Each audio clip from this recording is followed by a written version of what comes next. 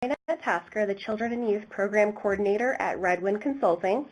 Redwind is a national tribal technical assistance provider working with the Office on Violence Against Women. We offer a variety of trainings and consultations, either on-site or one-on-one through email and phone calls.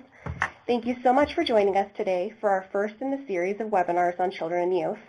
Today's webinar is titled Introduction to Children and Youth Exposure to Domestic Violence, and it will review how children are harmed when living with a batterer and how to start repairing this harm. Redwind is honored to have Sandy Davidson of the White Earth Nation as our presenter today. Sandy is the Program Manager of the Advocacy Learning Center at Praxis International. She has 23 years experience in the field. Previously, she worked directly with children and their non-offending battered mothers and has experience and expertise in program development for children and youth, the impact of living with a batterer's violence, developing and conducting children's support and education groups, and creating strategies for strengthening the mother-child relationship. She coordinated statewide efforts to develop protocol when issues of battering and child abuse coexist.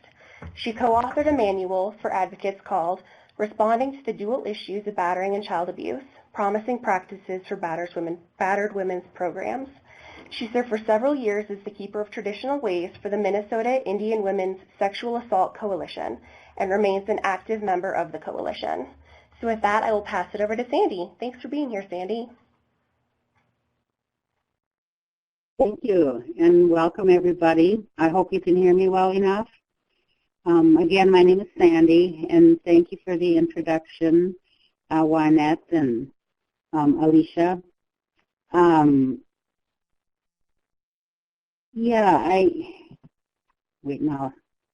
just wanted to say before we get started that I'd like to keep this a little bit informal, and I'd like to make it so if you have questions or comments or whatever, that we could kind of have a little bit of an informal exchange in the chat room. Like if I'm talking about something and you have a question about it, or it's something to share, chat it in, and I'll try to respond to whatever your questions are as we go along. I'd like to give you what it is you'd like, because I know that you're coming from all over the country and that every program is a little bit different. Maybe you have a youth and children's program. Maybe you're thinking about developing one. You may be in all different stages of development in terms of providing advocacy for children and youth. I'd also like to just say before we get started that when we're talking about children and youth exposed to domestic violence, it gets a little tricky because there's so many variables depending on the age of the child, if it's a youth or an older teenager, if it's a male or female. So there's a lot of variables. So some of the things I'll be talking about are just some kind of general things that I've learned over the years about how children are impacted by living with a batterer's violence. So I wanted to start out with this quote by Archbishop Desmond Tutu, and I really have clung to this quote for several years now, particularly working in the Advocacy Learning Center at Praxis and developing this course, to help advocates strengthen how they do advocacy, regardless if they're doing it for women, for domestic violence, sexual assault, trafficked and prostituted women, for children, for youth, regardless of what kind of advocacy they're doing. This quote by Archbishop Desmond Tutu really kind of captures all that advocacy stands for. Our work as advocates is a movement towards justice. And Desmond Tutu says that justice requires three things: that the truth be told, to the extent possible the harm be repaired, and that the unjust conditions be eradicated. And when I think about my work for and with children and youth, I've always tried to be the voice for the youth, for those that are so little, so tiny, so impacted that sometimes they can't speak their truth, or when they speak their truth, it is so raw and so honest, it's extremely difficult to look away. As a child advocate, I can't stand the thought of a child or a youth or any human being actually being harmed in any possible ways. And as we work in this field and come in contact with victims of domestic and sexual violence, we know that there's incredible harm that's caused. And a big part of why we do this work is to, to work to undo that harm and repair the harm. I always like to stress that there's a distinction between advocacy, however, and therapy and counseling and some of the other helping professions. Advocacy is really about creating change, long-term change, systems change, social change, and there's many different skills and tools and strategies that we use to make sure that the harm is repaired. And I think the most significant thing about what Desmond Tutu says is that we want to eradicate the unjust conditions to begin with. We want to stop the battering. We want to stop the harm done to mothers who are trying to raise their families and take care of their children. We want to stop the harm caused to women themselves, because no human being deserves to be raped or beaten. And there's certain things that cause this, conditions that cause this to continue in our society. So a big part of our movement towards justice, of course, is to eradicate these conditions. So when I speak today, this is the premise that I'm coming from. And when we think about that quote from Desmond Tutu and some of the truths about those who cause the harm and the impact, as I've done this work for a number of years now, I realize how important the language we use is when we talk about children and the impact it has on living with a batterer. Years ago, we talked about exposure exposure to domestic violence, and what we've come to know over the years is children are more than exposed to the violence; they're drawn into it. Every day that violence is occurring in their home, they're pulled into that violence, and it has a huge impact. And the ones that cause the harm, or the batterers, or the perpetrators, whatever language we choose to use, today and in recent years, I'm choosing to use the language, those that cause the harm. Because in tribal communities, those that cause the harm many times are our own relatives, our brothers, our uncles, our grandfathers, mostly men. I always feel like I have to qualify. Of course, we know that women cause harm, and we know that women cause harm to children. But we also know that socially, statistically, and in every possible way, it's primarily women that are targeted for physical and sexual violence. And, of course, we know that women are the ones that have the children. Those that cause the harm may be fathers, biological fathers, they may be step-parents, they may be two-spirit, someone in a two-spirit relationship. But the truth of it all is that those that cause the harm really cause the harm to the backbone of our community. And in many tribal communities, we hear people say all the time that women are the backbone. We know that women, they bring children into this world. They're the strength of the community. They're the decision makers. They're the providers. They do so many things, and they're the backbones of our communities. And when the women are weakened, our communities are weakened. Those that cause harm also are not living tribal teachings and values. I like to refer to it as living with a colonized mindset. They have adapted or adopted beliefs or values about women, about children, that we didn't have pre-contact. It's not that there wasn't violence. Probably, I'm sure there was battering, there was sexual violence, there was incest, there were different things, but overall there were a set of values that were deeply ingrained in tribal communities pre-contact, and there were responses that were set up that were immediate and swift. But over the years, as we've become assimilated and colonized and taken on the beliefs and values of the dominant culture, in many of our tribal communities, we really lost that belief that women are truly sacred, that children are gifts from the Creator. And all this leads to, of course, the loss of a sense of safety and stability, of consistency. And I think the big thing for me, and we hear this a lot, that children are our future. The harm that batterers cause, creates huge risks for future generations. And I'm sure many of you have heard that quote, children learn what they live. When they see violence day in and day out, and not just the physical violence or the sexual assault, but the name calling, the put down, the intimidations, the fear tactics, the value systems, they learn that, and they start learning it at a very young age.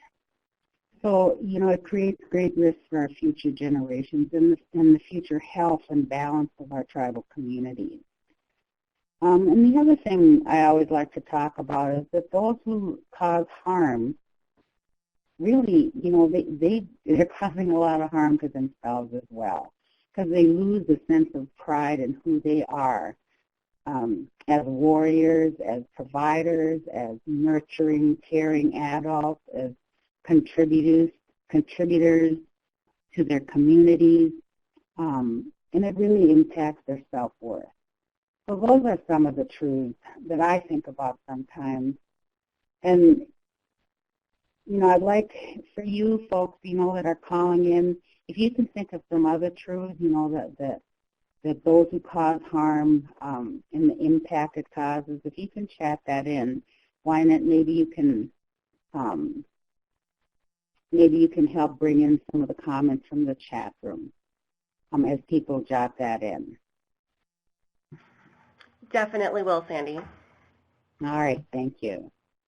And just a reminder to everyone, you can chat in your questions in the little chat box at the bottom.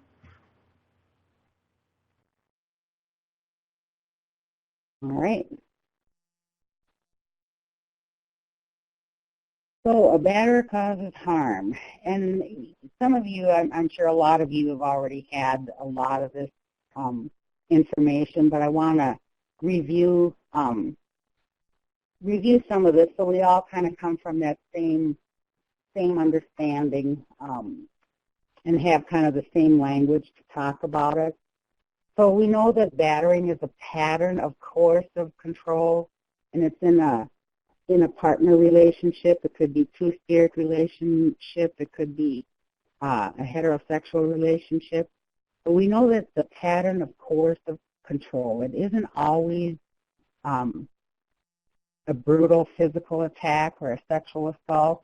It's punctuated by one or more acts of intimidation, threatening to harm the children, threatening to take away the children, a number of different tactics that those that cause harm use to keep and maintain control in their household. And because they're using this pattern of coercive control, it shows little regard for the safety and well-being of children. And I've worked with so many kids over the years, and I've heard their stories, and they've shared some of their experiences with me. And, I always think about this one family. There were 3 children that came into the shelter I was working in, and he'd come home and he'd just start ranting and raving and calling the mother of the children down and calling her names and threatening her. And the one little boy was telling me one time they all fell asleep. They were watching a movie and they all fell asleep on the floor. And when he came home, he started throwing shoes at them and waking them up. And they were scared. They woke up out of a sound sleep, and he just kept throwing shoes and different things at them and laughing. And they were crying, and the harder they cried and tried to, run to Mom for protection, the more he laughed. And I mean, that's just one example of how there's no regard for the safety and well-being of the children. Maybe they weren't harmed physically to a great extent, but they were certainly filled with fear, confusion, to be woken up, to be woken up in the middle of the night and have that happening. It just is so disrespectful and shows no regard for the well-being of the children in the home. And I just want to make a few comments about the impact of the harm and how it varies.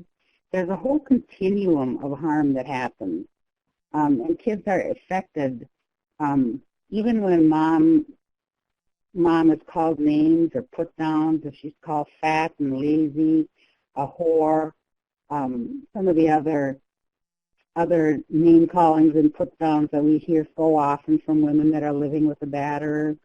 A lot of different threats and timing them. We hear over and over again that women, are timed when they go to the grocery store, timed when they go to the dentist. I've worked with women that, they're accused of, they're not allowed to go to the dentist or the doctor because they're accused of having an affair with the dentist or the doctor. And the children hear this kind of stuff. So all those kinds of things affect how a child thinks and what they're exposed to in the home. Along this continuum, there's also, like I said before, the batterer doesn't have to physically harm or rape the individual, but they can use different things to intimidate and to control. And I think about this one woman who, one of the things we hear all the time is, women say, I can't do anything right. I can't fry the eggs right. I can't make the fry bread right. I can't, nothing I do is right. I don't do it fast enough. I don't do it right enough. And I remember this one little girl telling me how her mother didn't fry the bacon the way she was supposed to. And her dad stood over the mother with a 2x4 and forced her to eat a pound of raw bacon in front of the kids.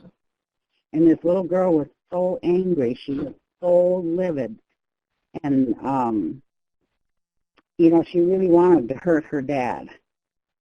So, those kinds of things happen. And I say this, and it sounds kind of extreme, but, as you listen more and more to women that are living with a batterer's violence, some of the stories are so horrific, they almost seem like they can't be true.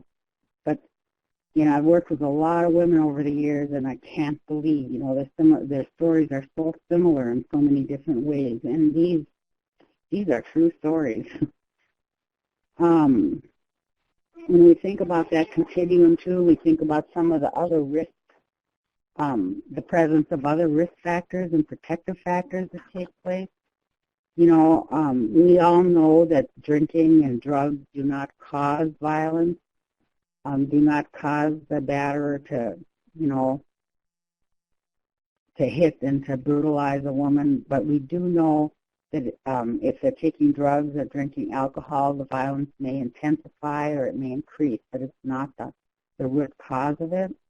But, if there's people in the home that are drinking, like you don't know all the time who's coming into the home that might want to perpetrate violence on a child or to, start throwing things or get into a fight and the child gets in the way. The kids are caught in the crossfire a lot of different times. I've heard this many times from kids. So, that's part of the continuum.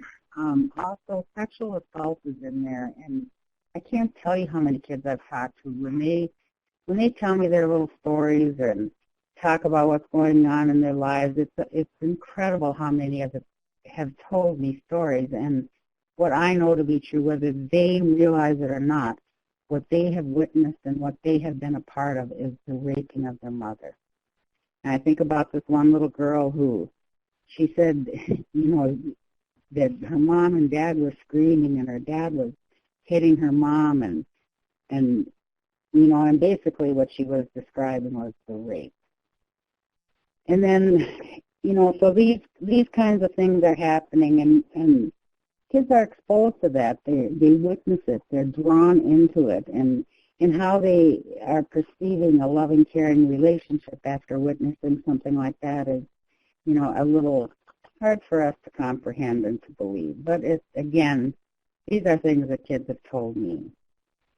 And then, of course, you know, along that continuum, it goes from name calling to threatening to, you know, more brutal acts of sexual assault, to actual femicide and the killing of children. As a matter of fact, the first family I ever worked with when I started in shelter years ago, the first family that came in, there were 3 children who had witnessed their mother being axed to death.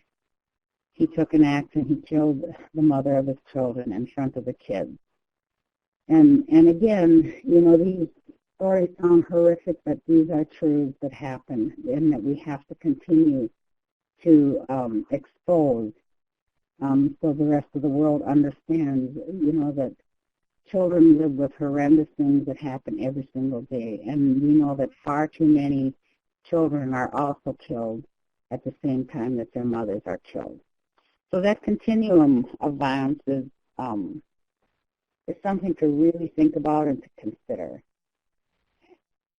I'm going to flip to this next. Does anybody have any questions or comments at this point?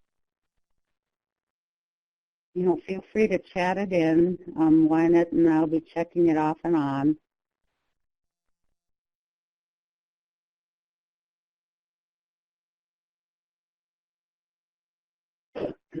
And I don't want to go into this too much in depth, and I talked about it briefly before, but I think we can't talk about the harm caused to children living with a batterer's violence without talking about the historical context and the harm caused in Indian country alone.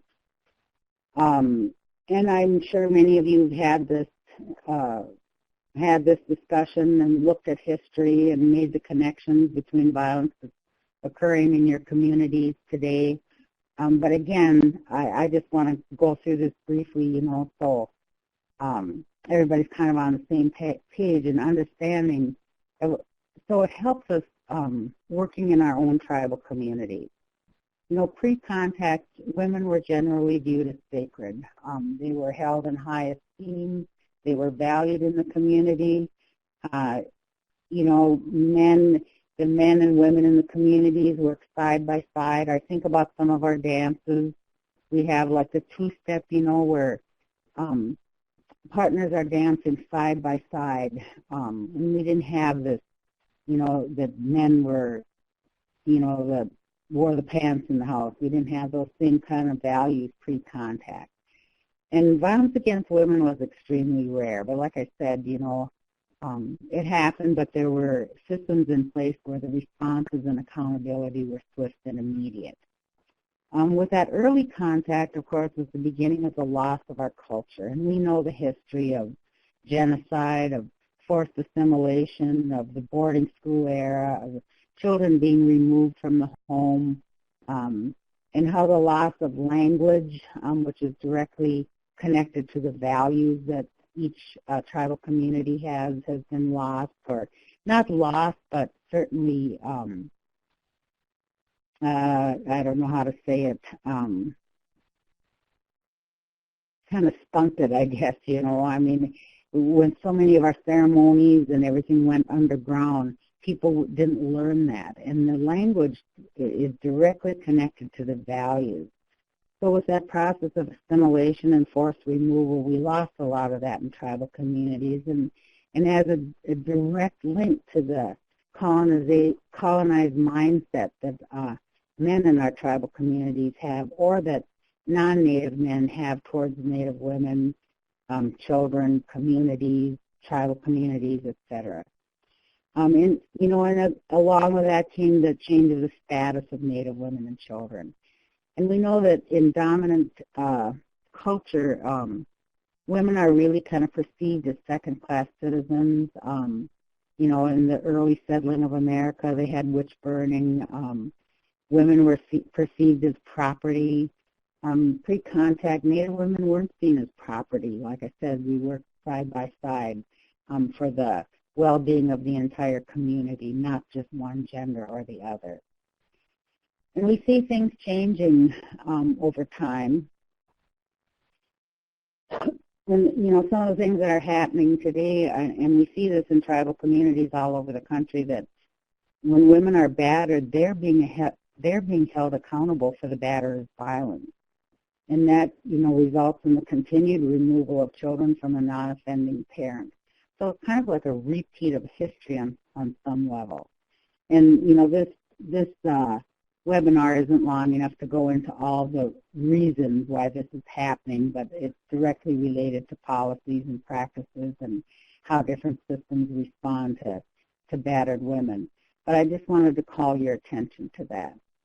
Also in present times, some of the strategies that tribal communities are using, to end the violence and to protect the children and women in the communities is they're working to restore traditional values in order to end this violence and create healthier, more well-balanced communities. So that history piece, is directly related to how our children and our women are treated in our communities. And I think we can't ignore that. We always have to keep that present in our mind and trying to restore the best part of who we are as tribal nations. We have a lot of strength.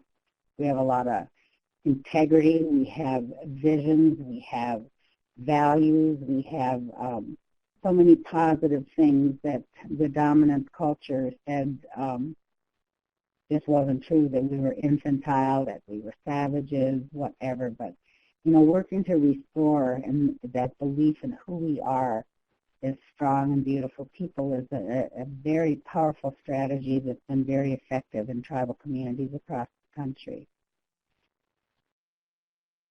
So I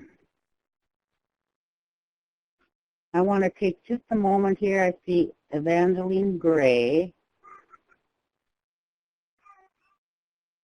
What do you do with children that were in domestic violence most of their childhood years, and the mother finds they were all sexually abused? Adults now all doing well and blank they're passed out. What kind of counseling and who would help? Because don't want to have them repeat their lifestyles.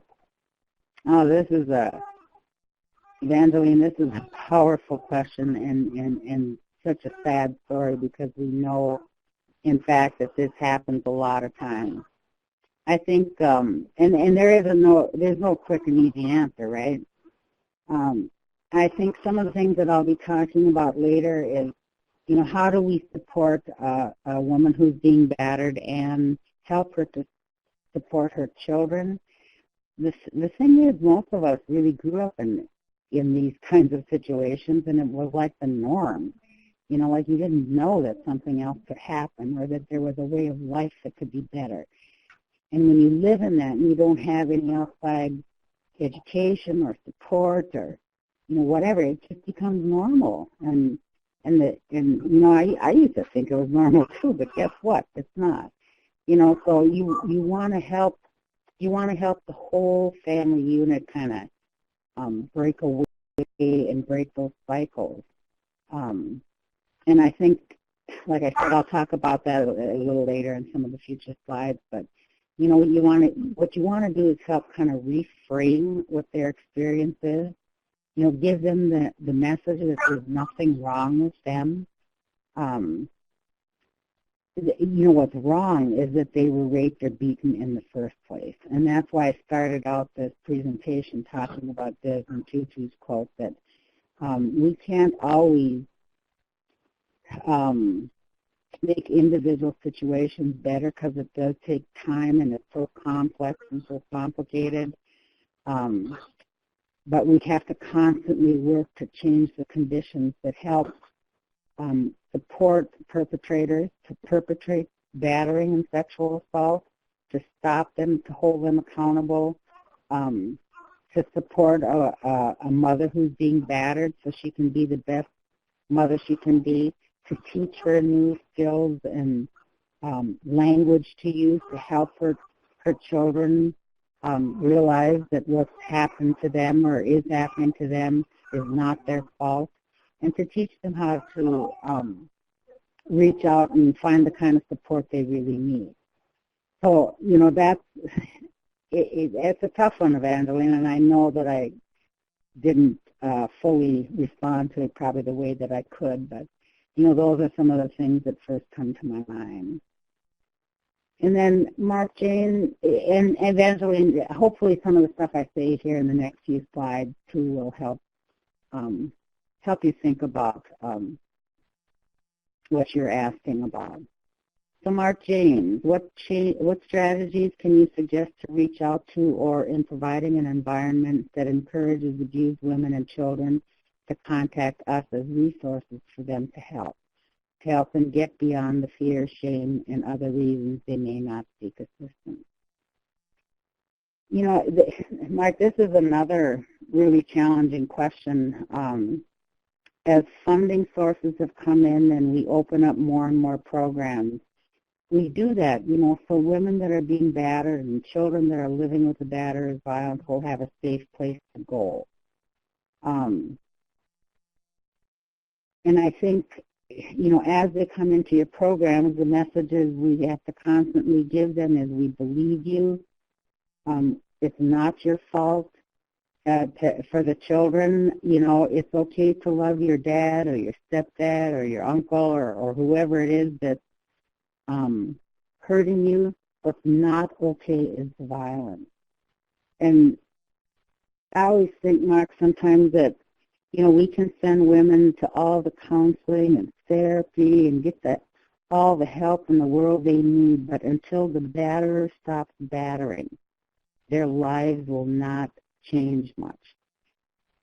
So, we always have to look at that. What can we do to stop the batterers? What can we do to stop the conditions that cause the harm in the first place?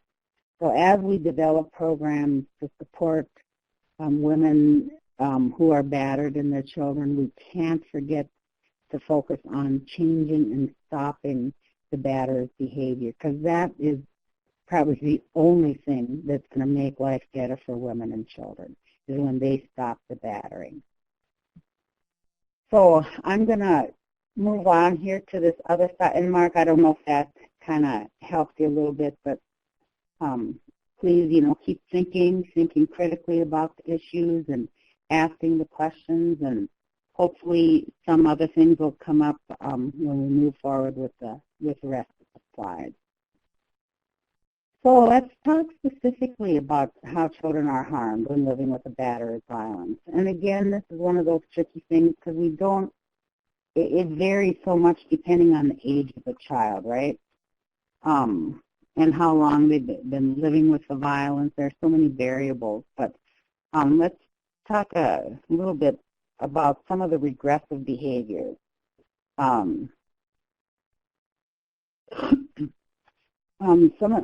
work with so many kids, like the first one I see on this slide is thumb sucking, and the first memory that came into my mind was this little 10-year-old girl.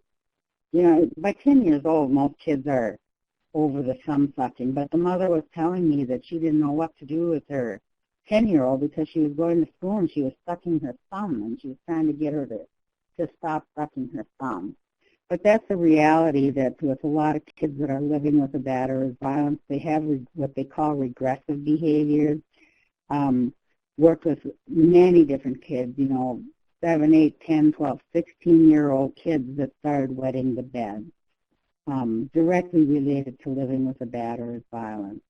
The other thing we see so often is kids get really clingy, and especially younger children, but I've seen this a lot with older boys, 10, 12, 14-year-old boys, where they don't want to leave their mother's side. And sometimes when I'm talking to the young boys, and they'll tell me, that they don't want to go to school, or they don't want to, like I used to have little outings for the kids, or have little groups or get-togethers for the kids while the mothers went to their support group. But the young boys didn't want to, go and participate in some of the activities I had planned. And after I talked to them more, they were saying that they were scared something was going to happen to their mom, and they wanted to stay close. So that clingy behavior, a lot of whiny behavior, regardless of the age. I've seen teenagers just whiny, And you think, geez, stop that. You're too old to be whining like this. But when you understand, how living with a batter's violence impacts them on so many different levels, you get a lot more patience for that clingy and whiny behavior. The other thing I wanted to touch on just briefly are those extremes in behavior. Like I said, it varies depending on the age or whatever, and it's never a one-size-fits-all, and not every child is going to be impacted the same way. Not every child is going to be impacted, period. But some of the typical things that we see when working with kids that are living with a batter's violence are those extremes in behavior. Extreme acting out, violent behavior, biting, punching, name-calling, just, I don't know, I call it going ballistic, extremes in behavior, or extreme withdrawal. Like one of the kids I remember the most, she was about 5 years old, and she could talk. She had gone to school, and the mother talked to me about how she used to be, and et cetera, et cetera. But when she came into shelter, she absolutely refused to talk. She wouldn't look at the other kids. She wouldn't play with the other kids. She wouldn't talk to the adults. The only way I could get her to interact with me is it was literally a sock puppet. I found this little sock that some kid had left on the floor, and I started talking to this little girl through the puppet. And that's the only way that in the time she was in the shelter, that I saw her interact with anybody else. And she actually talked to that little sock puppet, So that's an example of the extremes in behaviors. And that was pretty extreme, but some kids are just more quiet. They go off and play by themselves or become really withdrawn. Others are just, I've seen the whole range of violent behaviors and extremes in behaviors. So those are just some of the things to watch for. And again, a caution that not every child is going to be impacted in the same way, and not every child is even going to be impacted greatly. And so much there are so many factors, and we'll talk about that a little bit here later too. But let me talk a little bit about poor social skills. And we hear this about kids from all over, that so many kids are afraid to have visitors into the home just because they're ashamed or embarrassed about what's going on. Like I'm sure that, those 3 kids that watched their ma being forced to eat the raw bacon would have second thoughts about inviting their friends into the home to, have them witness that, something like that. So they're afraid to have visitors in the home. The poor social skills, like children that live with that kind of violence day in and day out, learn to be aggressive, or learn to use bullying behavior, but those are social skills that don't really lend themselves to developing close friendships and forming close bonds with people. So to be exhibiting aggressive or bullying behavior really stops them from having meaningful relationships with other kids their own age. And of course, poor conflict resolution skills falls into that same category. They don't know how to resolve conflict because all they've seen is the batterer in their home yelling, screaming, hitting, punching, threatening, whatever, to get his own way. So kids learn to do that too, and so they don't really learn how to settle little arguments in a positive way, or again, kind of build those healthy relationships with other kids their own age. And I think this trust is another thing that I've seen time and time again. It's really difficult for kids to trust other adults, and I've seen so many kids, both male and female children, not trusting other adult men, not necessarily the men in their family or whatever, but they just don't trust men, teachers, or even police officers sometimes. So that distrust, again, kind of leads to forming kind of healthy relationships with other people. Some of the school problems that I've seen time and time again are Well, of course, truancy, and especially with older children, um, looking for an escape or just so distracted. And I think about kids and how, it's hard for me to learn. I'll admit that. It's hard for me to read sometimes. Or growing up, I haven't always been the best student, but um,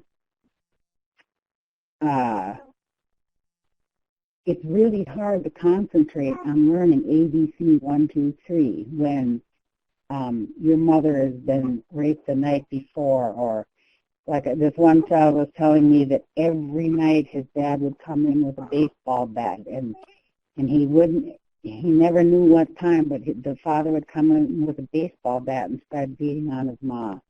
And he said, I'd just lay awake and wait and wait and wait. I didn't know when he was going to come in, and then I heard her screaming, and I heard her hitting him on the back, hitting her on the arms and legs with this baseball bat, and I couldn't sleep. So, I think about how do you concentrate on ABC 1, 2, 3 when you have just experienced that all night long? So a lot of kids and a lot of older kids escape it. They just go and skip school and don't go at all, or if something's happening at home, they skip school. And then, of course, school social workers are called in, and then that whole thing starts happening. A lot of tardiness. Again, where the batter is controlling everything in the home. Like, this talk to so many women and kids, that talk about, oh, he won't let us get in the bathroom, or he won't take us to school, or he says he's going to take us to school and he don't.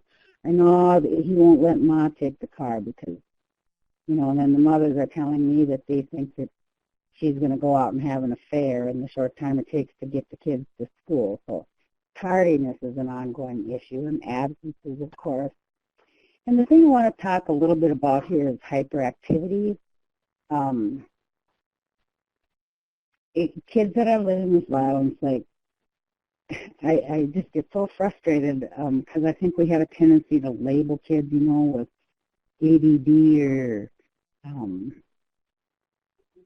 ADHD or some of these other diagnoses, about hyperactive. But I think just the stress of living with a battery of violence day in and day out just looks like hyperactivity. And it causes problems in schools because teachers are organized to, teach 30, 40 students in a class, or 25, or however many it is. And they need to have some kind of order, to try to teach 25, 30 kids at the same time. And if you have one or two kids, that are acting out and looking very hyperactive and, bouncing, around and talking and moving, and it's really disruptive in the classroom. So then I see a lot of the kids that are living with a battery of violence put in special ed or in special classes, or, really punished for some of their behavior, because the teachers, it's no reflection on them individually, but they don't have the time to really tend to a child who's acting out in these ways. So there's all kinds of school problems that arise for kids that are living with that violence day in and day out. And then, of course, there's the emotional responses. I think anger is probably one of the biggest ones, and some of the stories are the saddest because kids don't always know how to articulate their feelings, and they'll act it out. And sometimes they're very articulate. And I remember this one little girl, and she's so tiny, she's only like 4 years old, and we were just sitting there, we were playing a silly game or whatever, and she had her knees pulled up under her chin, and she started clenching her fist, and like I said, we were playing this silly little game, and I didn't think anything was really going on, but in her head and in her mind, she was thinking about some of the stuff that was happening to her ma. And she just started clenching her fist, and I said, wow, I said, you look kind of mad. I said, what's going on?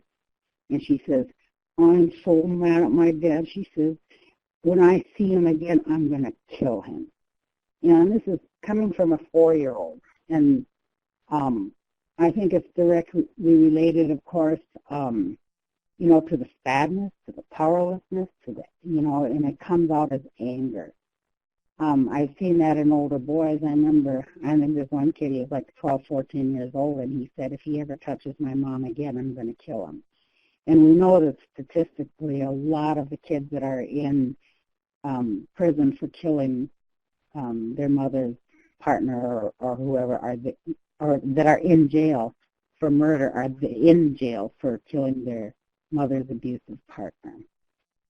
So, that or violence causes great harm on so many different levels. And again, depending on the age, depending on the situation, the emotional responses are so great. I think the biggest thing is most kids feel powerless. They want the violence to stop. They don't want to see their mother hurt. And they feel powerless, and it comes out in many different ways. So I'm going to stop here now and see what Marissa and Brittany have typed in the chat room. Marissa, I feel like children are always overlooked in responding to the trauma of the family. First, get the mom somewhere safe, get the dad in jail, and if have time, try to get the mom to see past her trauma to get the kids the help they need. As a first responder, is there a better way to respond? Oh, well, that's the question of the day, Marissa. I think you're absolutely right. And again, I hate to keep putting people off, but I'm going to cover this a little bit in the next few slides. I think that first response, we don't always think about how the mother-child relationship is harmed because of the batterer's violence.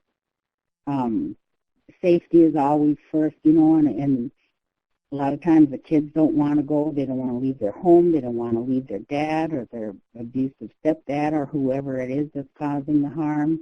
They don't want to leave their friends, but, getting the mother to safety it is, of course, the first priority. And getting the dad in jail isn't always what happens. And even if he is put in jail, it doesn't necessarily change his attitudes or beliefs or behaviors. And I think your point about getting the mom to see past her trauma to get the kids the help they need, I think, some of the things that I found most helpful for the children, because I'm the voice for the children when I'm working, in the shelter with families or whatever. I'm that voice and I'm that connection. But what I always thought about and what I saw day after day after day is women would come in, they were so exhausted, not just from the beatings or the rapes or whatever, but from the constant pressure by her partner to keep the house clean, to cook the meals, to cook it right, to take care of the kids, to do everything. So they were exhausted. So one of the things that I found most helpful was just to find the time for the kids and the mom to be together, to laugh together, to build different memories together. And it didn't require a lot of talking or whatever. I mean, sometimes I just set up the playroom with a movie and blankets on the floor and, let the mom and the kids sit around and eat ice cream and watch a movie together. And I did that one time, and the mom said, oh, my God, she said, every time I try to sit down and play with the kids to watch a movie, he'd never let us do it. He'd slam the TV off, or he'd tell us we couldn't have the ice cream, or say, what the hell are you doing? And he ruined it every single time. So finding those times is helping both the mother and the child. And of course, it's way more complex than what your question is and my response is, Marissa, but that's one of the first things that came into my mind when I read your post here. And then Brittany, you said, how do we make teachers aware of this? Do we educate through the systems, or do we focus on just individual children that arise? Another excellent question. Boy, I wish I had really good answers for all of these, but the reality is it's very complex, right? I think Some teachers are aware of the impact of violence on children, but they don't have a clue how to respond. They also don't have the time to respond. They're also not organized to respond. They're organized to give a referral or get the child help somewhere else, not necessarily in the classroom. I do think that there's things that teachers could learn and have immediate responses, because that's what kids respond to the best, right, is an immediate response. By the time he waits an hour or 2 hours to have a talk with a special counselor or special ed teacher down the hall, he doesn't even know what it's about. So I think that there's things that teachers could be taught to have an immediate response to help a child reframe their experience.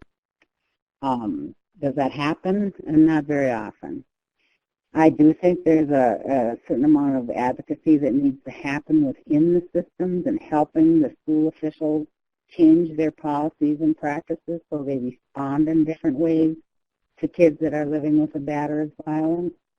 But that takes time, resources, and some strategies, right? But I think it's absolutely something we have to do. I know one of the big problems I ran into was teachers did not want those kids in their school, meaning they didn't want the kids that were coming from the shelter in their classrooms. Well, I had to do a whole lot of advocacy to change the policies and practices around that because the kids needed to go to school. So yeah, it's complex, and that's a big part of what we need to do as advocates. So, Wynette, you said you would add that as you are prioritizing children in your response, to consider not just what they need today and tomorrow, but what they will need for years as they grow and heal. Good point, Wynette. And I'm going to take one more from Audrey here. The teachers should follow the school's PPG and be competent in mandated reporting. And Audrey, this is it Audrey Jim? This is a really tricky thing because it's really easy to, we're talking about two very distinct things. One is if a woman is being battered, that's one thing. If the child is being battered or raped, that's another. Children living with a batterer's violence does not necessarily mean that it rises to egregious harm, which would require a mandated report. And I say this because too many times when a mandated report is brought into child protection is not organized to respond to help a battered mother. And a lot of times the children are removed from a non-offending parent because of the way that system is set up. So I'm just saying this so all of you that are participating in this webinar can start kind of thinking critically about how different systems respond and why they do, and what are the unintended consequences. Because a lot of times those mandated reports are given, and then children are removed from their family, and then that's why I said that this historic context is so important. Because we know from history that removing Native children from their family, from their home, their culture, their language, and everything that's familiar to them has not been beneficial. So if we're removing children from a non-offending parent, which is a lot of the times what happens, then what additional harm can come to a child? So that's, I'm always asking myself, and I don't have any questions or any answers, solid answers about this kind of stuff, but these are some of the things that I think about all the time. Okay, so I'm going to move on because all of a sudden, holy cats, the time is going by fast. I want to talk a little bit about, when we talk about the future generations and how children learn what they live, I think it's so critical for us to think about how a child's belief systems is learned and what values they learn from living with a batterer's violence. You know, some of the messages they get over and over again are that the victims, the mother, the partner that they're beating is to blame for the violence. If she would have cooked that fry bread right, if she would have gotten up on time, if she would have kept the house clean, if she would have kept the mouth shut, I wouldn't have had to beat her. I wouldn't have had to holler at her. If she would have cooked that bacon right, I wouldn't have had to force her to eat a pound of raw bacon. So kids, when they see that, they get the message that it's the victims that are to blame. And we have that, you know, in society as a whole, whether it's tribal community or out there in the mainstream world, we have a lot of victim blaming behavior. You know, if she wouldn't have worn that dress or gone to that party, she wouldn't have gotten raped. You know, we blame the victim so many times. But those messages are instilled with children day in and day out when they're living with a batterer violence in the way they blame the victim and don't take responsibility for their own actions and behaviors. They also learn that the use of violence is justified to impose one's will or to resolve. You know, they get the message that it's okay. You know, well, yeah, she didn't listen. Yeah, she didn't cook that right. Therefore, you know, he had a right to be mad about it. They also get a message that boys and men should be in control and that girls and women should submit. And again, this is a colonized way of thinking that I hope our tribal men didn't have pre-contact. It just seemed like it was more equitable pre-contact, but, you know, this seems to be a colonized mindset that, you know, boys and men should be in power, they should have control, and when we think about the teachers of the greatest philosophers in the country, like Aristotle, who said that women were erratic and shouldn't be in positions of power, and how those attitudes have been passed down, you know, in our, you know, in all of our education systems, you know, throughout time. You know, those messages are given to us, you know, that women are inferior and men are superior. And when you're living in that kind of situation day in and day out, and the batterer is giving those messages, kids learn that. You know, I mean, they're not saying it blatantly or whatever, but they're certainly internalizing beliefs. They learn that anger causes violence, and you know, all the studies that we read about and hear about, we know that it isn't even about anger. You know, it's about power and control. It's about owning and possessing. It's about entitlement. We know it's about a whole lot of things. It's not even about anger. But when kids live with that all the time, you know, that's the message they get. They also learn that those who cause harm don't have many consequences for their actions. You know, time and time again. I mean, I think you've all worked with kids or seen families, you know, where it's been going on for years in the home. So when kids see this, you know, and, you know, nothing happens, or, you know, if the law enforcement does come, sometimes, so many times, the father's just told to go walk it off, or he spends the night in jail and he's back home, or, you know, all the different ways that our systems respond. Kids get that message and they see it over and over again, that there's no consequences for their behavior. And they get those messages that women in general, not just their mother, but women in general are weak, that they're incompetent or stupid, you know, or violent. You know, see her, man, did you see her? She threw that flower pot at me, you know, but they're not looking at the full context that he has been belittling her, raping her, beating her, threatening her, using his male privilege, threatening to take the kids for a week, month, or whatever.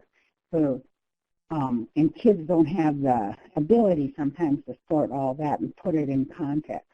So they get that message in both very overt and covert ways, I guess, for lack of a better way to say it.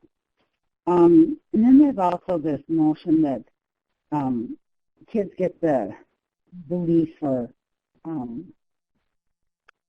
value or whatever that fathers are better parents for teenage boys, so the teen boys need to escape from their mother's influence, and a lot of that's related to like some sexist attitudes about women and the inferiority of women, that boys don't cry, big boys don't cry, be a man, stand up, stand up for yourself, messages that it's okay to fight if you're a man. And so those are all messages that really contribute and perpetuate battering and violence against women. So living with a batterer, I guess the main thing about this slide is that living with a batterer's violence affects not only the child's behaviors and what have you, it really affects what values are instilled. So let me take a moment here and just see what Mark James has to say.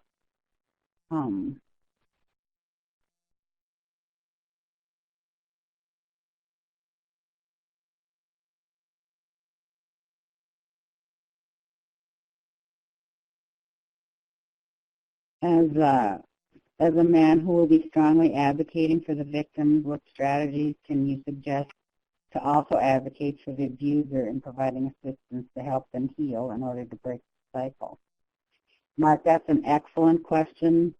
I think some of the best strategies have been sending those who batter to batterers intervention groups, not necessarily anger management, because like I said, it isn't about anger.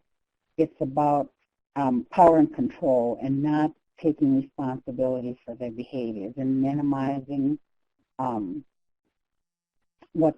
impact of their actions. And I know you asked this of Wynette, but I just wanted to respond to that quickly. I'm going to talk, I think it's the next slide as a matter of fact here.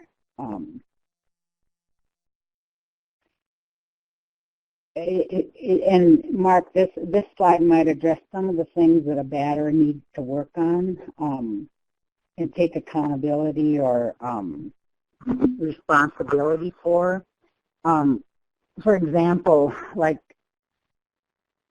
the batterer doesn't only harm the person he's battering, he harms the children, but he harms that mother-child relationship.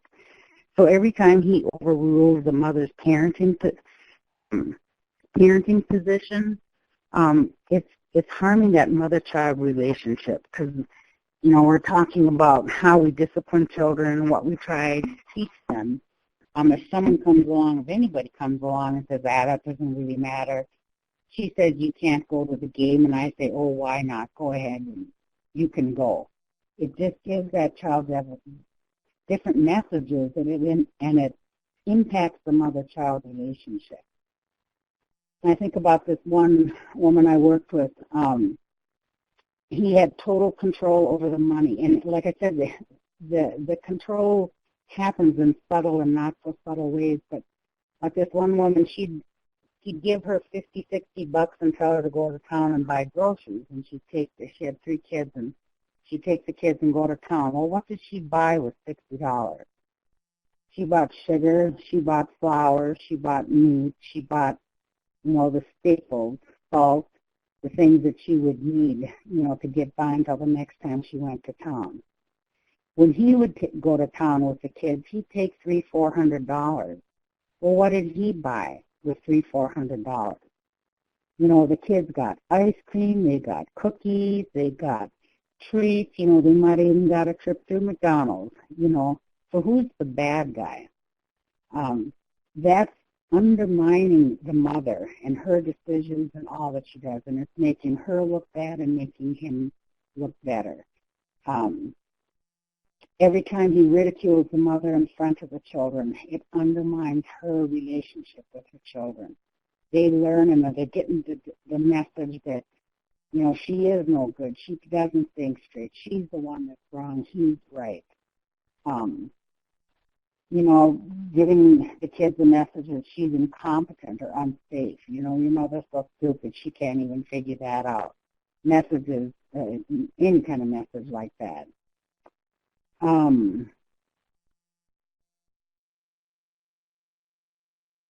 So, you know, like this directly and indirectly interfering with the mother-child relationship is something, you know, when you're working with families, kind of look at that. And if you're talking with women or talking with children, you know, you and Mark, if you're a law enforcement, you probably don't get an opportunity to do that very often in terms of your position. But for those of you that are working directly with the families, you know, you can hear those stories. And you can hear the kids will tell you, you know, how the mother is being undermined or how she's belittled and how they're slowly getting an attitude that something's wrong with her. And the reality is there's nothing wrong with her. What's wrong is that she's being harmed by physical and sexual assault.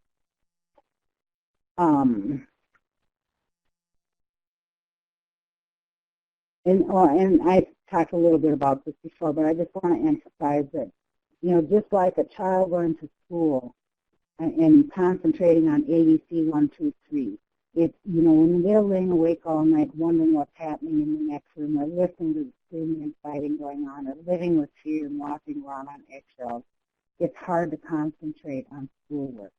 A mother that's living with constant harm, belittling, yelling, badgering, beatings, rape, is really, really difficult to be engaged with their children, to be energetic and excited about the child's projects they're working about the pictures that a child draws, and they're so excited to show them.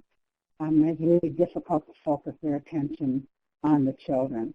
And I think one of the comments before is, how do we get the mothers to move past their own trauma to focus on the children? I think we have to really understand how very difficult the conditions that these mothers are working under is nothing short of amazing.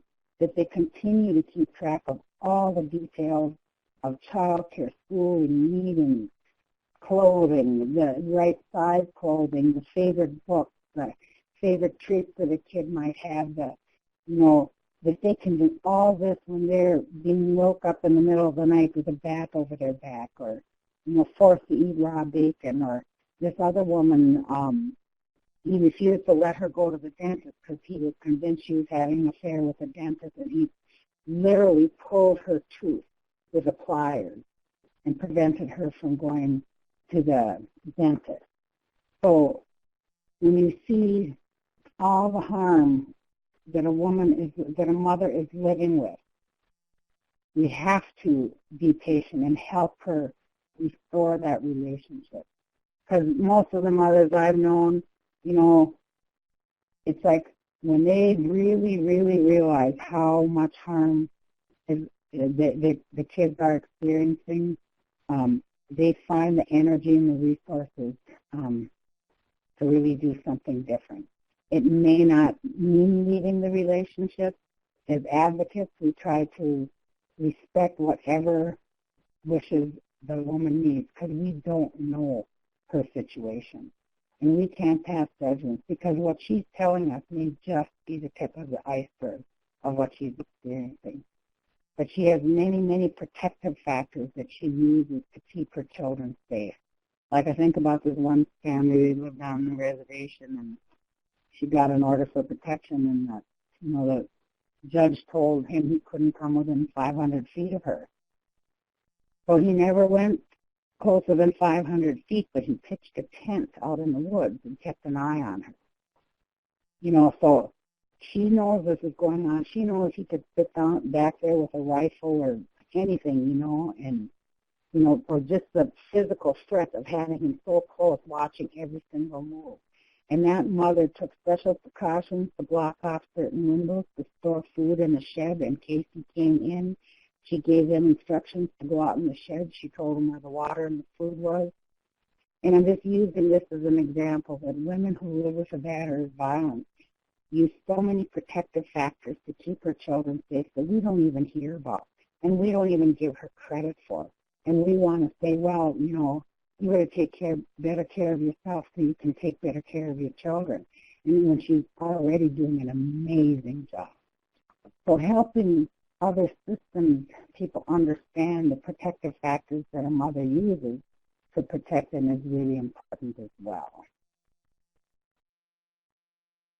I don't usually use stats, but I threw this in here because, again, it's just to get us thinking critically about harm to children. And I think this is kind of an old stat. I can't even remember where it came from, to tell you the truth. But this was, you know, probably 5, 6 years ago. I read this stat that eight times as many physical threats as in nonviolent homes. Where a batterer lives, it's 5 times as many control tactics and 4 times as much sexual coercion. So all those things increase the threats for harm. So let me talk a little bit about well, wait, let me look at the chat room here first and see if anything has come up.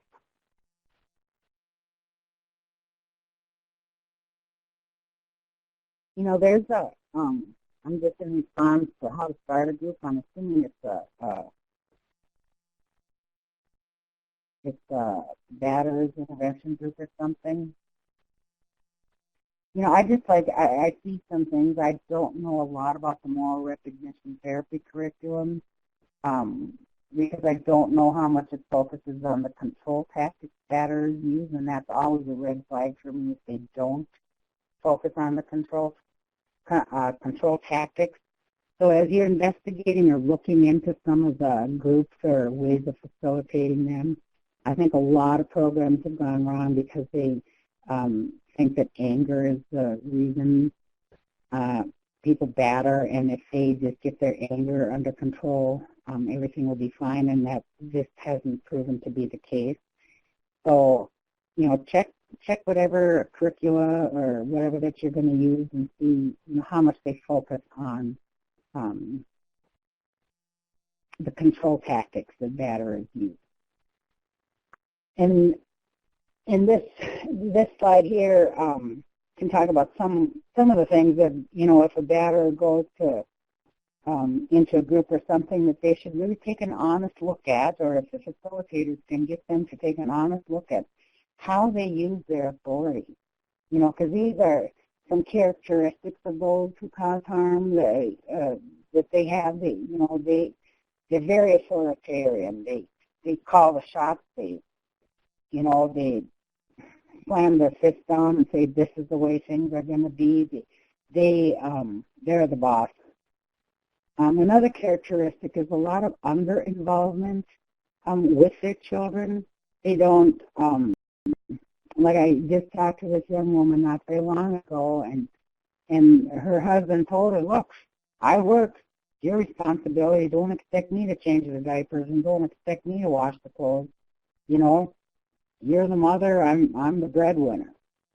So he already made a distinction. So what does that say about nurturing, teaching your child kindness or gentleness or gentle touch or appropriate touch, or, you know, all the other things that go along with fathering, neglect.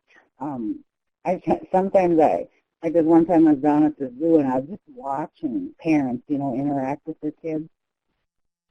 And it was amazing to me. I was sitting outside the bathroom, and it was amazing to me how many times kids would come running out of the men's bathroom and just play around, and 5, 10 minutes later, you know, the father or stepfather, whoever he was, would come out. And I was thinking, oh my God, a lot can happen to a child in a minute, you know, or 5 minutes is a long time, or, you know. But that, you know, when I was watching the mothers come out of the bathroom, I mean, they came out, the kids came out, it was like side by side. Now, I'm not saying that rises to the level of neglect. I'm saying that we have to look at these things and look at the differences. And when someone in this controlling state of mind, he's going to neglect kids because it's all about him. It's all about my needs. I need to watch the game. I'm not going to wash clothes. I'm not going to get up in the middle of the night. And if that means that child is neglected, that there's a problem. Irresponsibility. The other characteristics, again, I've talked about is undermining the mother, her parenting, what she says, what she does, that whole self-centeredness. All this manipulativeness. Let me just tell you a quick story. I think about this one. I was working in the shelter a few years ago, and I saw this woman. She was carrying a baby in her arms, and I don't know, there's 2 or 3 kids running behind her, and she was screaming, and the kids were crying, and she was saying, open the door, and then I saw this guy chasing after her, and one of the other advocates went and opened the door, and it shut real quick. There was no handle on the outside, so he couldn't get in, but he was kicking the door and cussing and screaming and calling her names and swearing, and she was crying. The kids were crying. I ran in and I called 911, and the cops were there, like in 2-3 minutes. They were there in a heartbeat. I went and I checked on the mother and kids by the front door. The other advocates were stepping in, and I went and looked out the window. And that guy was standing, leaning up against the cop car, and he was smiling and nodding. He had his hands crossed. He looked like he was having just the nicest little chat with his best friend, law enforcement friend, And I use this story because it speaks to the manipulativeness and the ability to perform under observation that is so characteristic of a lot of batterers. They can turn on the charm and they can show a different side that's completely different than what they're exhibiting to their partners and to the children in their home. So just to be aware of some of those characteristics is really important. So I'm not going to talk about this too much because, again, it kind of gets into advocacy, which I think we'll talk about in future webinars. But I just want to say that, advocacy to undo the harm is so critical because it gives children their best chance of surviving the abuse and transcending the impact of living with a batterer's violence. And it helps them become resilient. So important to strengthen that relationship between the non-offending parent and the intervening agency. I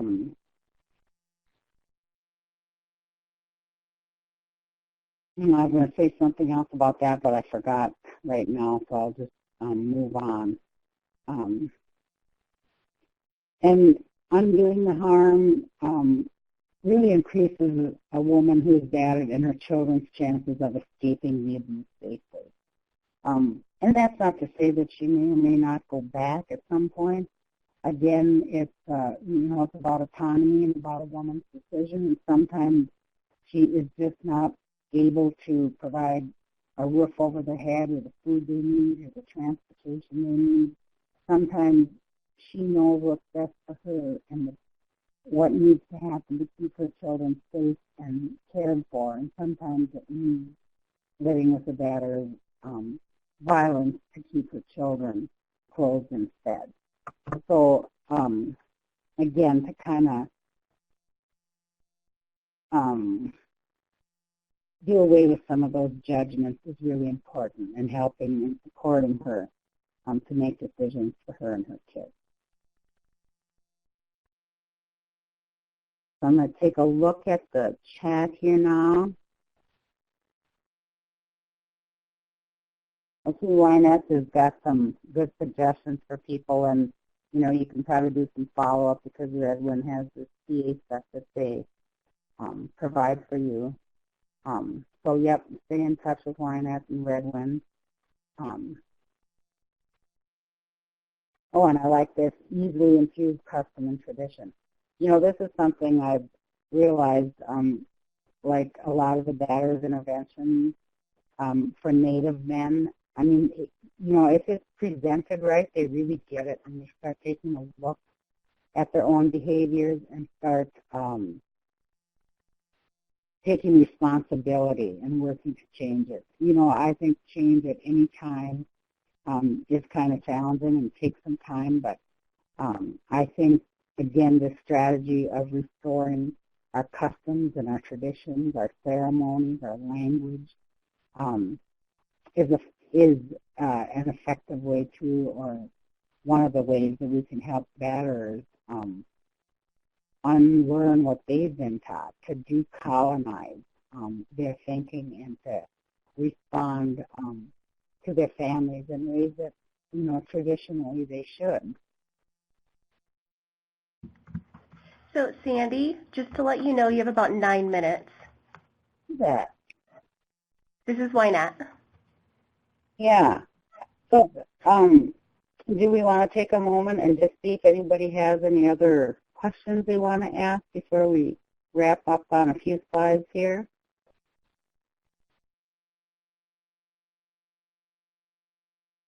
I like some of the questions and discussion that's happening in the chat, and I always encourage people to keep thinking critically and keep learning about, you know, whatever topic you're interested in. And, you know, I have a particular interest in women and children and youth and how they're affected by living with a batterer's violence. So, man, I've tried to read and study everything I could come across, and one of the things that I've always really felt comfortable with is most of what I've learned about the impact of a batterer's violence has been from the children themselves. The stories they've told, the stories they've shared, even the behaviors they exhibit speak volumes to how they're impacted by living with a batterer's violence. I'm just going to go through these next slides very quickly because again, these are more about advocacy than actually the impact on children. But, you know, as you leave this webinar, you know, I'd like to encourage you to think about who responds to an incident of battering and how do they respond. I mean, typically the first responder, of course, are the parents. You know, it's highly unlikely that the batterer is going to respond to the needs of the children, but even after a beating, most mothers will take time to tend to their children. We have our extended families, and, you know, as you look in your own communities and see what's happening, take a look and see how grandparents or aunties and uncles or the siblings or other children or other relatives are responding. And are they responding in a hurtful way or helpful way? Now, the hurtful ways, of course, are they don't believe it, or they make light of it, or they look away, or they make fun of, or they say things like, oh, well, you must like it, you know, because you don't leave, or all the different things that community and family members can say. Those are hurtful things.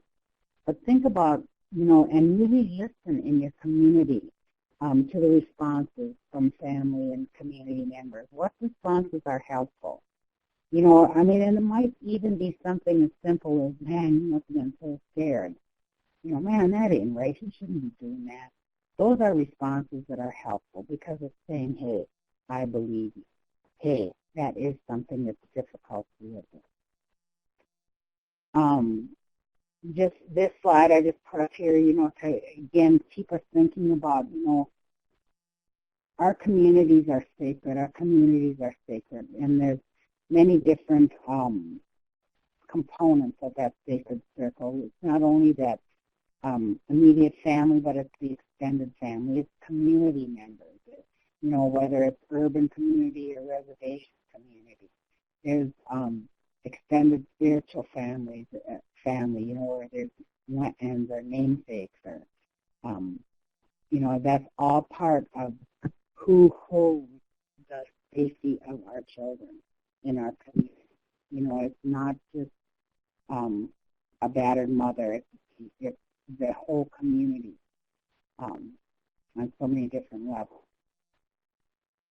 And I put this in here, you know, we're kind of running out of time, but, you know, I'd just like to encourage you to think again about those responses that are hurtful. You know, discounting it, minimizing the harm, ignoring it, making fun, believing the perpetrator. I hear that time and time again. Oh, he'd never do that. You know, oh, he's such a nice guy. Or, well, he sings on the drum, or he goes to ceremony. He'd never do something like that. Those things are hurtful to someone who's experienced some of the things that I've shared about the women I've worked with. The bat over the back, the force-feed, raw bacon, or just the brutal beatings or rapes that occur. Think about some of the, and look for some of the responses that help. You know, believe that a father or a stepfather is capable of harming children. They can do it. They do it many times and way too often. We have to know and believe that it happens and not ignore it and turn away. We have to break through that denial if we're going to protect the children in our community. Responses that are helpful is to help a non-offending parent help the children unlearn the violence. Like responders, they might not know what to do. So we try to help responders respond in a different way, and we try to help a non-offending parent help their children unlearn. I'm not going to go through every single one of them because some of you may or may not have downloaded the PowerPoint, but these responses are on the slides. You know, and this one is just looking at who are the systems responders and how do they respond. We talked a little bit about it.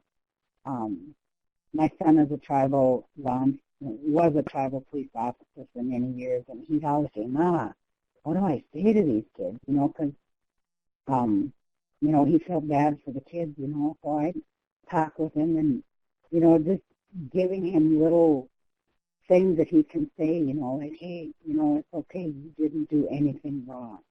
Because kids feel like they did something wrong. If they would have just listened, if they would have cleaned up the house, if they would have ate all their food, Mom wouldn't have got beat up.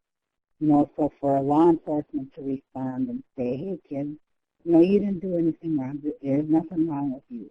That's a powerful message. It's immediate, and kids remember that, and that's helpful. That's just an example. And I just, again, just want to encourage you to think about more. So we're running out of time. Wyatt, is there anything you want to add here? I'm going to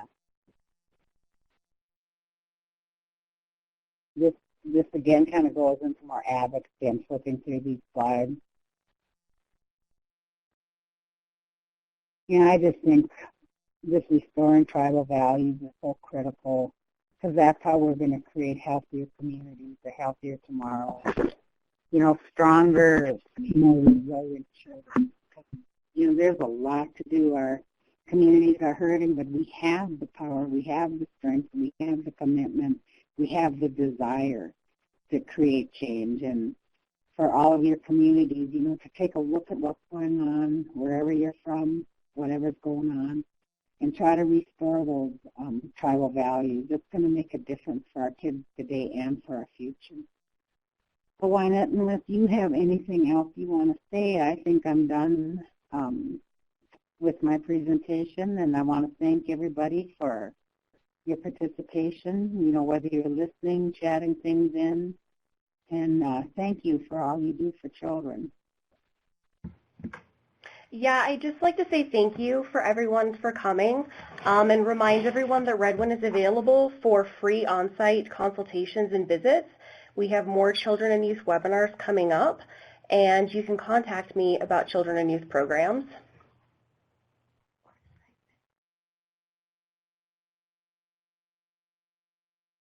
Thank you, Sandy.